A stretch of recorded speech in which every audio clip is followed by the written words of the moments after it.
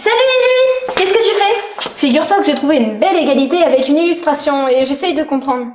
Quelle égalité? Regarde. Le carré de la somme d'une suite de nombres entiers consécutifs est égal à la somme des cubes de ces entiers. Oh là là, tu peux me la relire moins vite s'il te plaît en m'expliquant? Je l'ai écrite en maths ici, regarde, c'est plus simple.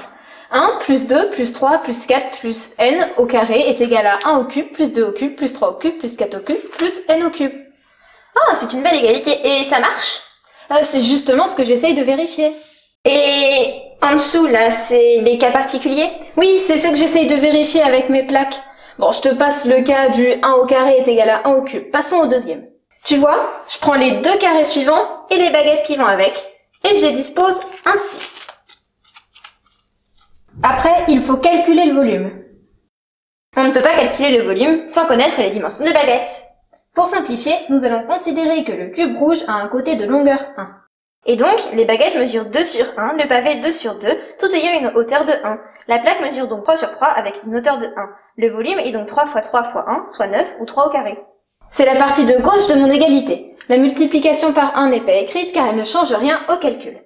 1 plus 2 au carré est égal à 3 au carré qui est égal à 9, le volume de ce que je viens de construire, qui peut se décomposer par la somme de 1 plus 8 qui est égal à 1 au cube plus 2 au cube. Maintenant, je prends les baguettes que je mets en cube. Je crois que je vois où tu veux en venir. Le volume du cube rouge est 1 au cube, qu'on retrouve ici. Celui du cube jaune est 2 au cube, qu'on retrouve ici également. Or, comme 1 au cube est égal à 1 et que 2 au cube est égal à 8, la somme des deux volumes est 9, 1 plus 8.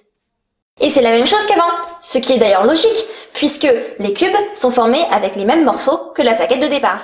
Exact, et cela donne la partie droite de mon égalité. Le carré de la somme de 1 et 2 est donc égal à la somme des cubes de 1 et 2.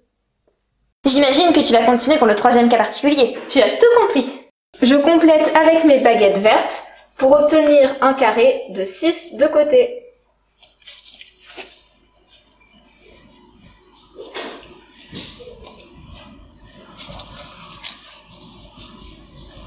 Le volume de ta plaque est donc de 6 fois 6 fois 1, soit 6 au carré, soit 36.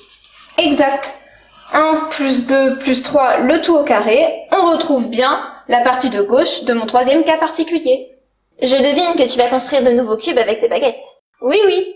On refait les cubes rouges et jaunes et avec les nouvelles baguettes, je construis un nouveau cube dont le volume est 3 au cube. Si je calcule bien, le volume total des cubes est de 1 au cube plus 2 au cube plus 3 au cube, soit 1 plus 8 plus 27, ce qui donne 36. C'est bien la partie droite de mon égalité correspondant au troisième cas. Le carré de la somme de 1, 2 et 3 est égal à la somme des cubes de 1, 2 et 3. C'est génial ton truc! T'aurais d'autres plaques? Oui, j'ai construit celle-ci. Oh, donne, attends, je vais construire. Donc, je reconstruis la plaquette.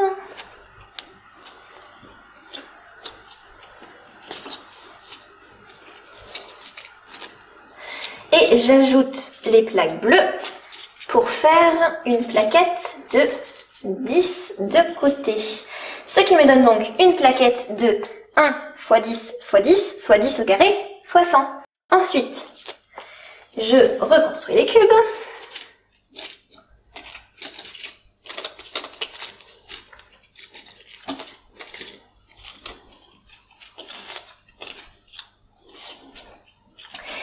Et j'ai donc un cube rouge de 1 au cube de volume, un cube jaune de 2 au cube de volume, un cube vert de 3 au cube de volume et un cube bleu de 4 au cube de volume, soit 1 plus 8 plus 27 plus 64, ce qui donne 100.